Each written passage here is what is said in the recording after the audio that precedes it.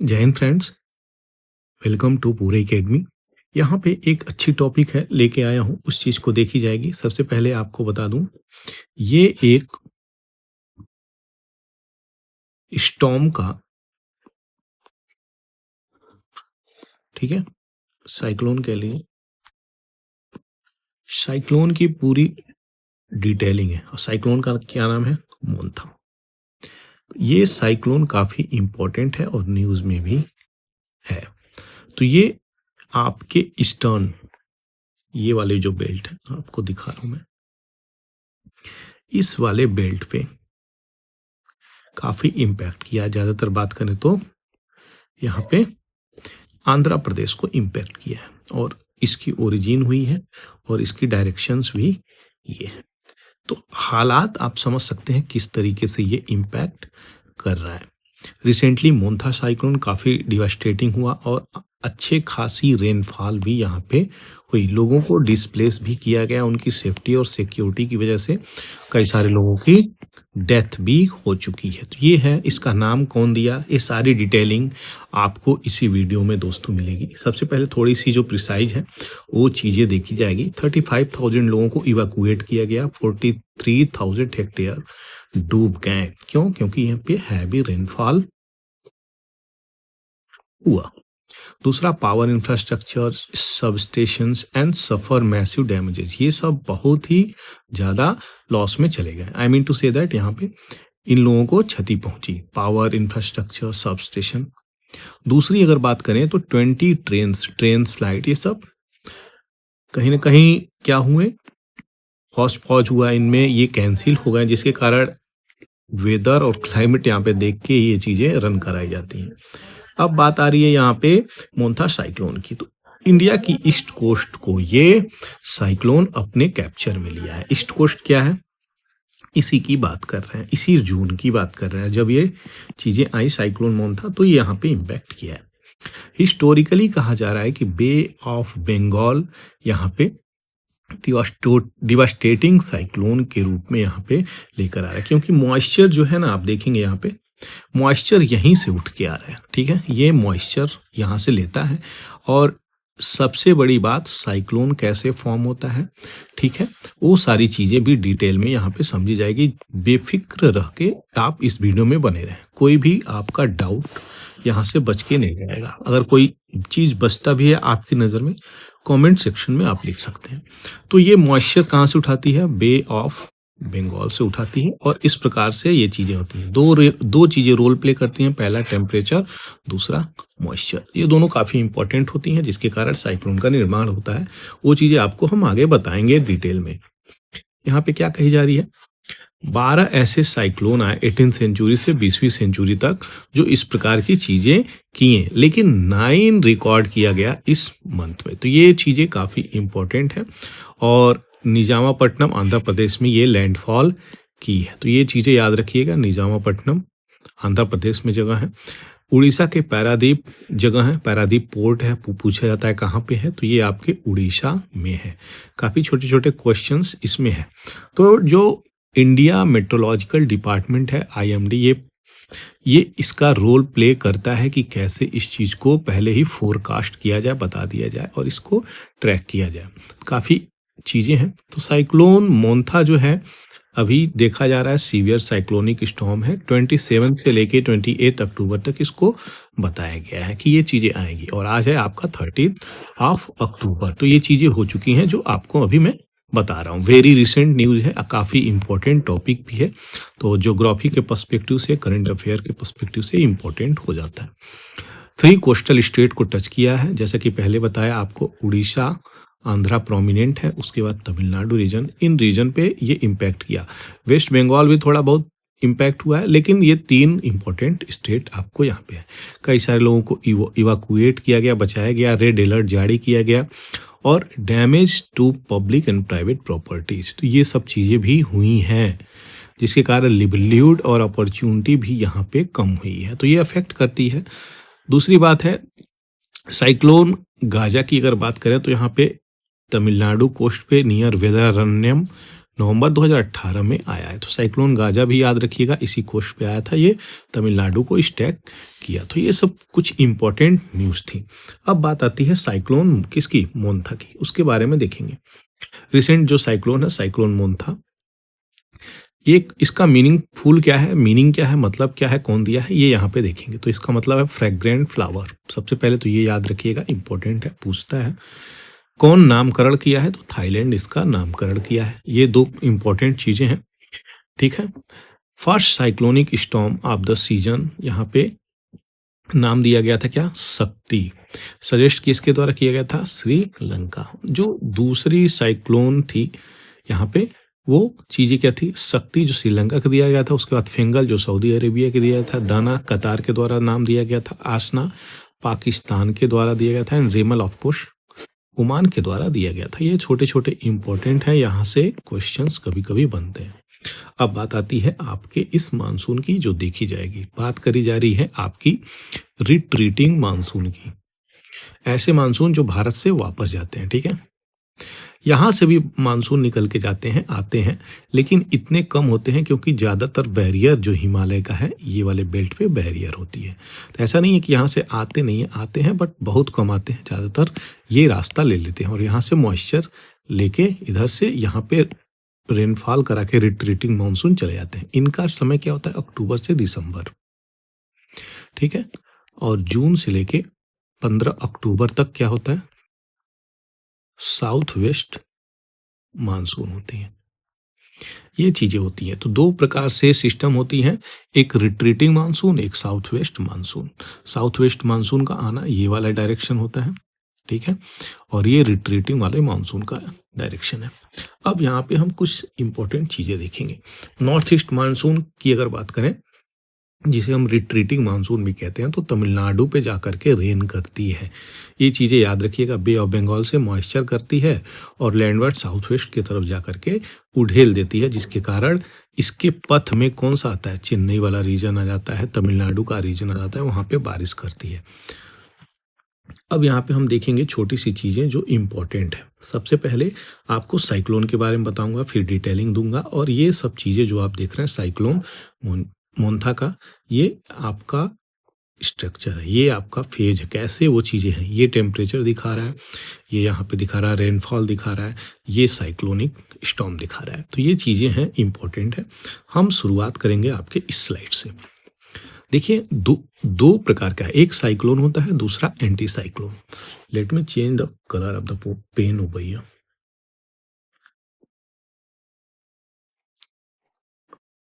अब देखिए यहाँ पे ये जो लाइन है इक्वेटर वाली, ठीक है, इक्वेटर वाली ये लाइन है। ये कौन सी लाइन है, कैप्रिकॉर्न। ये कौन सी लाइन है, कैंसर। भारत से होके कैंसर ही गुजरता है, ठीक है।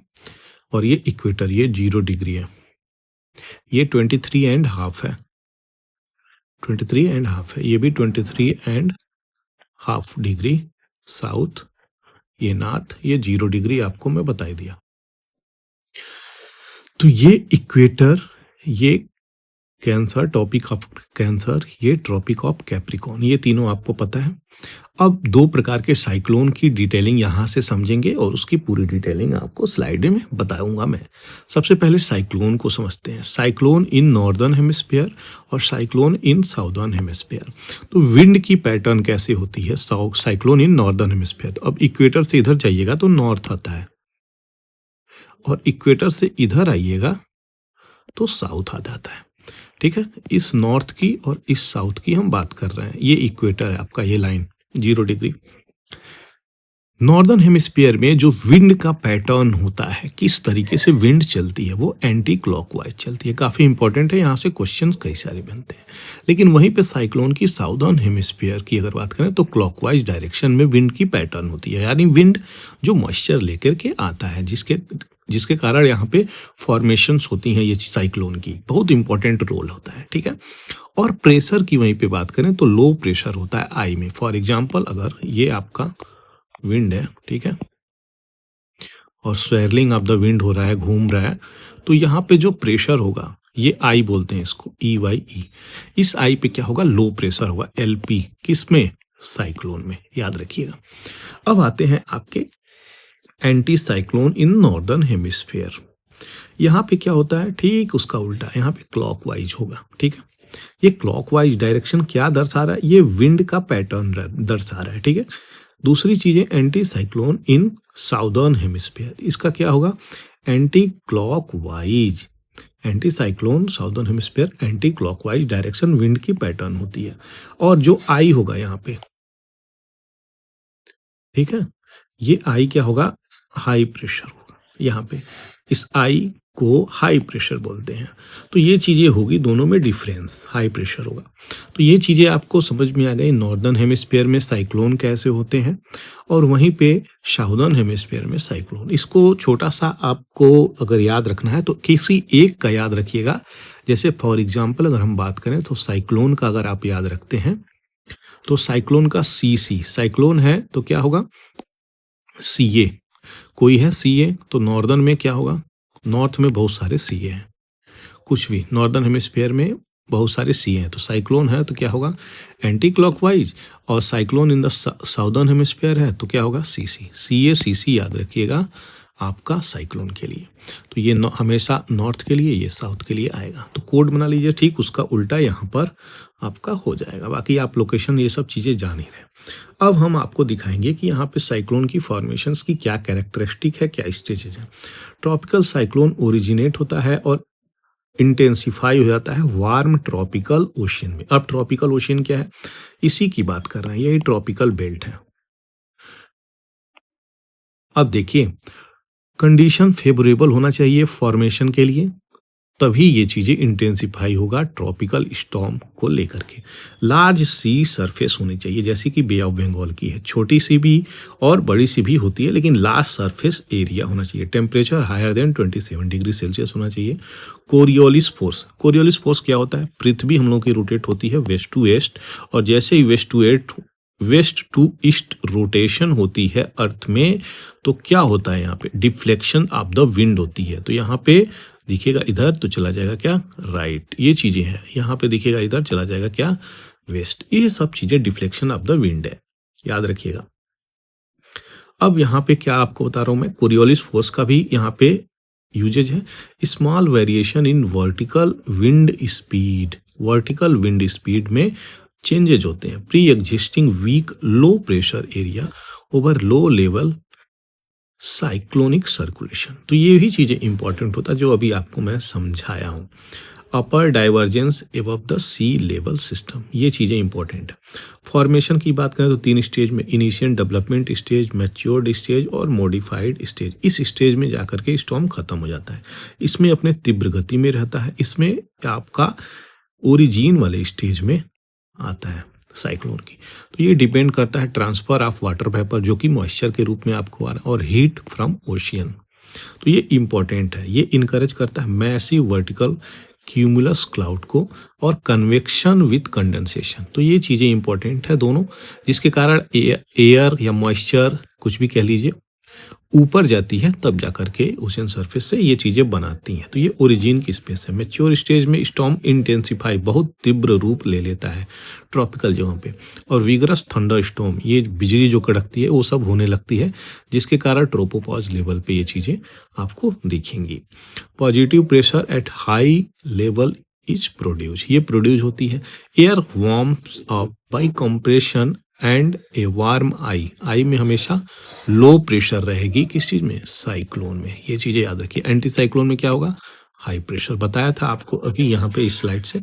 एंटी साइक्लोन में यहाँ पे हाई प्रेशर रहेगा, जिसके कारण क्या होगा, यहाँ पे highly turbulent and cumulus thunder cloud, ये बैंड्स क्रिएट हो जाएगा, और लास्ट में आके लैंडफॉल करते ही सारी चीजें इसकी खत्म हो जाएंगी। तो ये चीजें हैं पूरी डिटेलिंग। कैरेक्टरिस्टिक यहाँ पे एक बार और देखिए, सर्कुलर इन शेप हो सकता है।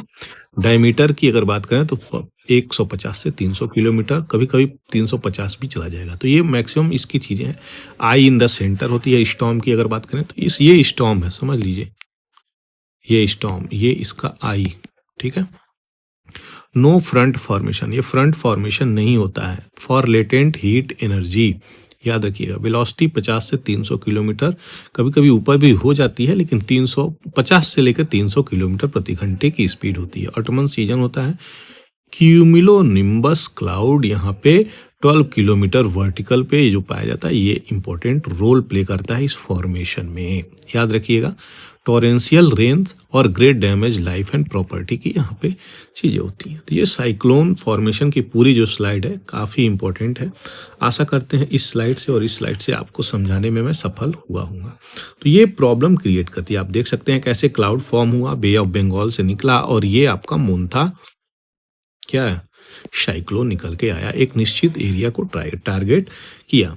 अभी रिसेंटली भारत में अगर बात करें तो बहुत सारे ऐसे बेल्ट हैं, जैसे फॉर एग्जांपल बिहार हो गया, उत्तर प्रदेश ईस्टर्न हो गया, दिल्ली तक हो गया। तो ये जो प्लेन एरिया बेल्ट है, ये प्लेन एरिया बेल्ट है, समझ गए आप।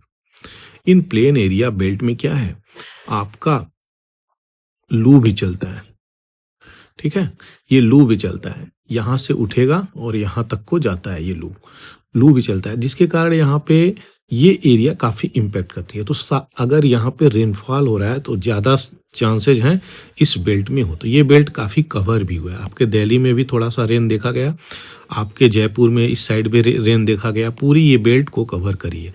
प्लस ये साउदर्न बेल्ट वाला जो एरिया है यहाँ पे भी ये कवर हुआ है।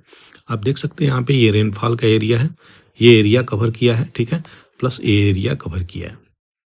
अगर टेम्परेचर की बात करें तो टेम्परेचर अब यहाँ पे घटेगा ही घटेगा, क्योंकि आप देख सकते हैं यहाँ पे ये आपके -0 वाले टेम्परेचर है और ये धीरे धीरे कवर करेगा और यहाँ पे टेम्परेचर अधिक होगा, क्योंकि सन की शिफ्टिंग, अगर ये यहाँ पे कैंसर है, ट्रॉपिक ऑफ कैंसर, तो यहाँ पे सन की शिफ्टिंग इधर को आई है, ठीक है। सन कहाँ से कहाँ रोटेट करता है, ये मान के चलो ये ग्लोब है, ठीक है। तो ये 0 डिग्री मानो, अब यहाँ पे इंडिया को मत मेजर करना, मैंने ये ग्लोब बना लिया। यहाँ पे ट्रॉपिक ऑफ कैप्रिकॉर्न है, यहाँ सॉरी कैंसर है, ये 0 डिग्री है और ये कैप्रिकॉर्न है, ट्रॉपिक ऑफ कैप्रिकॉर्न। तो इन तीनों के बीच में यहाँ पे शिफ्ट करती है सन, कभी इधर आएगी, कभी इधर, कभी इधर। तो यहाँ पे अपने सीजन पे ये शिफ्ट करती है। इसका भी एक प्रोसेस है, जिसके कारण ये सारी प्रक्रिया आपको देखने को मिलती है। सबसे इंपॉर्टेंट रोल प्ले करता है टेम्परेचर, फिर मॉइस्चर, कोरियोलिस फोर्स, ये सब इंपॉर्टेंट रोल प्ले करते हैं। आया समझ? आशा करता हूँ आपको वीडियो अच्छा लगा हो। दोस्तों अगर अच्छा लगा हो तो दोस्तों के साथ शेयर जरूर से कर दीजिएगा। कोई डाउट हो तो कमेंट बॉक्स में जरूर लिख दीजिएगा। Thank you. जय हिंद, जय भारत।